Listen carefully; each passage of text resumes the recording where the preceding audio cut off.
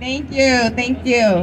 Good afternoon, everyone. Happy Denim Day. Yeah. Yes, I'm so happy to be back in person. I'm honored to be wearing a cape made by our group members from Steps to End Family Violence. So just, if you want to take a look at it later on, please do. It's beautifully, beautifully made. And yeah, once again, my name is Javon Martinez. I am the Senior Community Educator with Steps to End Family Violence. Our program is Early RAP, Early Relationship Abuse Prevention Program. And what we do is we are in the middle schools talking to students about how do we continue to create a consent culture, right? How do we end rape culture and create consent culture? How do we talk to our students and have these conversations? Well, we do them through workshops, and you'll be surprised. So many things that the students know, but then so much that they don't know. And I just want to say to everyone out there, no one is too young to have conversations about consent, about body. Not matter the age. You might think they're too young to be talking about it, but I can promise you they're talking about it whether we notice it or whether we don't. So let's continue to have these conversations and create brave spaces for students to share their stories, because they have lots of them. I want to leave y'all with a poem that I wrote today, and it is called Speak Out in Style. Today I was feeling good, so I put my best on, my dark wash ripped jeans and my nice dark blue vest. I looked in the mirror, my outfit was sick. My makeup looked good, I had on a fresh pair of kicks. I walked out the door, no one could stop me today. The sun kissed my skin, the wind carried me away. I got to the corner and this guy came my way. Dang, Ma, you look good. Let me take you with me. I rolled my eyes and kept on my way. He said, don't be looking that good if you don't want attention from me. Oh my goodness, this is gonna be a day. It was later that day, I went to a party. I was looking real good because I got that body yaddy yaddy. I'm dancing alone to my favorite song, wearing my favorite jeans that I got from my mom. When someone grabs by my waist, trying to dance, I tell them to stop, but they can't seem to understand. I tell them I came here alone to dance, and they tell me, well, dang, you should have went home. Should have never took this chance. The next day I wake up, struggling to find something to wear. Maybe I should wear sweats and a tee so that they don't stare. Maybe I should walk around in a potato sack. I bet if I wore that, they wouldn't look back. But then I thought to myself, it's my jeans, it's my choice. It's my style, it's my voice. I can wear what I like. It's time we speak out in style. Someone just passed me the mic. There is never an excuse to cause sexual violence. By using our voice, we begin to break the silence. It's time to teach all folks, young and old, that no matter what someone is wearing, doesn't mean they want to be catcalled. Doesn't mean they're just out looking for attention. We should be able to be fashionable and not have to question. Am I wearing too much? Should I cover up more? Will they start to judge me when I walk out the door? Well, now I'm using my fashion and making a statement. With each step I take, every time I hit the pavement, I'll be wearing what I want, because my fashion is versatile. And every time I speak out, I'll be speaking out in style. Thank you so much. Okay. Next we have Scott Leach from the Dycv Fatherhood Initiative. Good afternoon, everyone. Good afternoon. No means no? Yes means no. No means no? No means no. No means no? No means no. I especially say that because I see so many men out there today, which I'm proud to see, which is great. Ladies, we got your back. Yeah. Let's hear it. We got your back. We got your back. We got your back. Okay, so I'm Scott Leach, Dycv Fatherhood Initiative. I oversee fatherhood programs across the city of New York City. I'm just here to say that we're supporting the young ladies and the women in this movement. We're proud to be part of this movement and the work that we do.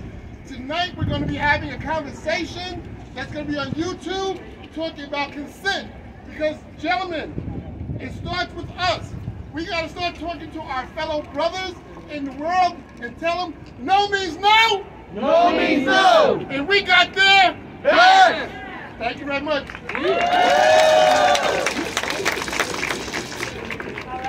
I It's working. I'm just going to yell and use the mic at the same time.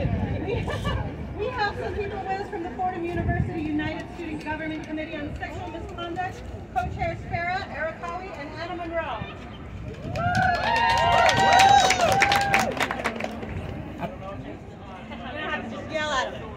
My name is Anna Monroe. I'm co-chair of Fordham University's United Student Government Committee on Sexual Misconduct. We are so excited to be here with you today, get off campus, advocate with you on Gender Day. Thank you so much for having us. The work we do on campus revolves around student advocacy. We like to stand up for survivors, do programming on campus, but we're also involved with policy planning for student government, which is an amazing, unique position to be in. I'm so proud of the work that we do on campus and beyond. I think what gives us such a unique perspective is that college campuses are almost like microcosms of the real world. Traumas, harms that exist in the real world are permeated through these spaces in this confined environment. And these are people who are experiencing independence for the first time and may not be equipped with the tools and support systems to deal with these traumas. I'll speak louder. So we are so, hello. We are so happy to kind of help students who are experiencing independence for the first time, engage with them, offer resources for them, and do this work so that people can feel supported and advocated for on Fordham's campus and in our community and New York City beyond. Thank you so much for having us today. I'm going to pass the mic to my lovely co-chair, Farah. All right, hello everyone. Thank you, Anna, so much. Thank you for having us today. We are so humbled to be here. It's not every day that we get to speak to such a wonderful group like you guys. Happy Denim Day. We are thrilled to have a chance to talk to you and learn more about what CSM does and what we do on campus. This year, Anna and I really wanted to target campus culture and how we talk about sexual violence and sexual prevention. This year, we also... Hello? Can you guys hear me? Awesome. Okay, here we go. This year, Anna and I wanted to target campus culture directly. We trained every single sports team we have on campus. We gave them different workshops tailored to different teams, and we had a really tough conversation with them about what it means to be a survivor, what it means to be an advocate for survivors, and what it means to be men and women for others. As we are Fordham students, we are inspired by our Jesuit values that teach us to care for the whole person. And as a survivor myself, shout out to all of you guys in the crowd that might be survivors as well. I see you and I hear you, and most importantly, I'm there for you. And as college students in the most transformative 4 years of our lives, it's on us to be a part of the change, and we are so lucky to be a part of that change. Thank you, Fordham, for representing. Our next speaker works with an organization, one of our survivor speakers. Okay. Hi, my name is Chantal LaFawn, and it's an honor to be here amongst my fellow survivors. I hope you can hear me. Woo! Have you ever had one of those days where anything that can go wrong will go wrong? These are one of these days. On my way here, I was running late. It was just anything you can think of. I had to regroup. I had to ask myself, what does healing mean to me? And this might have to ask myself that too. So, as I asked myself that, I kept going. I ran for the train. I saw a young lady being chased for $4. I gave it to the owner because she's only trying to survive. I got on the train. I saw a mother with 2 children looking like she's in need of help. I gave her $20 and ran on so they could just have a meal from McDonald's. As I got here, I got lost. And I started processing, wow, what does healing really mean to me? So I sat down and I read. And I'm going to share this with you because I won't be before you long. And please hear the words and in my heart. And it reads as such. And not only this, but with joy, let us exult in our suffering and rejoice in our hardships, knowing that hardship, distress, pressure, trouble, produces patient endurance. And endurance, proven character, spiritual maturity. And proven character, hope, and confidence, assurance of eternal salvation. Such hope is God's promises. Never disappoints us. Because God's love has been abundantly poured out within our hearts through the Holy Spirit who was given to us. I thank you. Keep marching forward, and keep in mind, always remember we're uniquely made. And what does healing mean to you? Thank you. All right, we figured out if we stand real close to the antenna, right in the top of the mic, should be good. Jessica Encarnacion. We're welcoming Jessica from the Grace Advocacy Group. Thank you, Jessica. Come on up.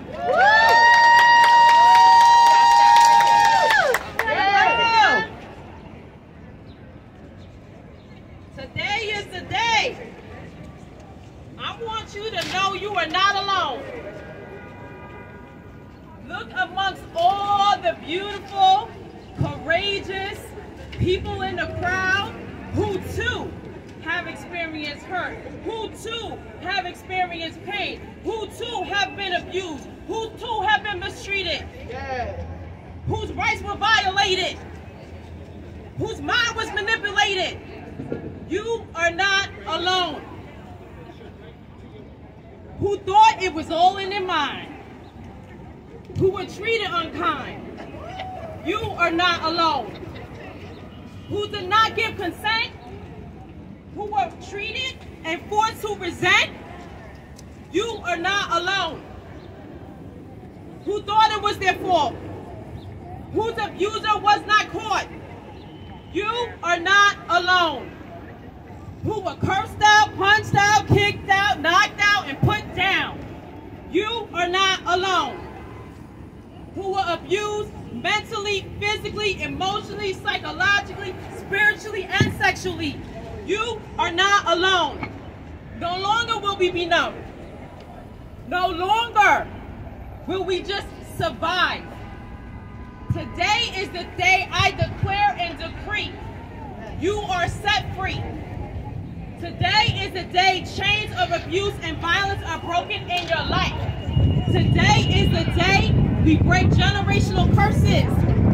Today is the day you give permission to yourself to love yourself and others. Today is the day you give permission to live in joy, peace, and happiness. Today is the day we rise. Hallelujah. Thank you, Jessica. All right, next we got Bria Johnson from Girls for Gender Equity, Deputy Director of Organizing. Thank you, Bria.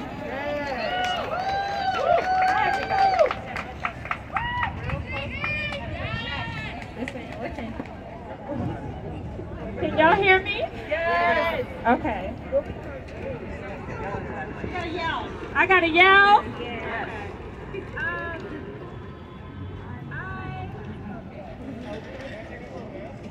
All right, y'all. So my name is Bria Johnson, and I'm the Deputy Director of Organizing at Girls for Gender Equity. We've been doing this work for 20 years, centering Black girls and cis and trans girls and gender non-conforming youth, combating gender and racial violence. So I'm here today to talk about this thing called patriarchal violence, right? Patriarchal violence understands that the interconnected systems of institutions, practices, policies, beliefs, and behaviors that harm, undervalue, and terrorize girls, women, femme, intersex, gender nonconforming, LGBTQ, and other gender-oppressed peoples in our communities. Basically, what this means is that systems like capitalism, patriarchy, white supremacy, and imperialism all normalize violence around us. So for as long as those systems stand in place, there will always be harm. So basically what I want to be real about with you all today is that if we want to stop violence against women and girls and all other people in this world, the first thing we got to do is ask ourselves, how is that possible in a city with the largest police budget in the world? How is that possible with a police department that does not center or protect survivors? How is that possible with a mayor that spent his time and energy making sure that the police harass our houseless community members? How is it possible when the most vulnerable people in our communities are not protected? You know how harm happens? When you cannot afford the thing called safety. That's how harm happens. So if we want to talk about harm, we need to be real about the state of this city. You know what keeps survivors vulnerable? You know what keeps people vulnerable to harm? A lack of housing. How do you have housing in a city where the average rent is $2,000? Be real about how harm happens. So we can come together every single year at the same time and say that we stand for survivors. But until we improve the material conditions of everybody in this city, we are perpetuating that violence. So that means if you keep voting for mayors like Eric Adams, you are perpetuating violence. That's what that means. You can get quiet all you want to. I know I'm the only one that's going to say what needs to be said. But I actually care about survivors. So we're going to be real about it. Let's look at the NYPD and ask them, who did they actually protect today? Yes. When they arrest people who are fare hopping because they don't have money for Ubers or they don't have money for the train, so they're vulnerable in the streets, ask them why they chose to arrest those people when the budget that we pay to keep them on the trains could make the trains free. Ask those questions. That's how we protect survivors. Thank you so much, Bria. Next, Natalie from the High School of Fashion Industry. Yes, the High School of Fashion Industry. Natalie, everybody, who has an announcement. Hello, everyone. Hello, everyone.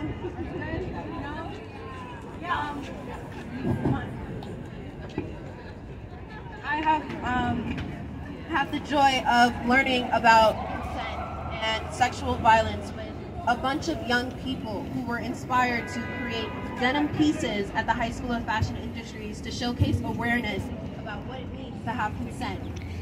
We invite you guys to attend our fashion show this Friday at the High School of Fashion Industries in Chelsea.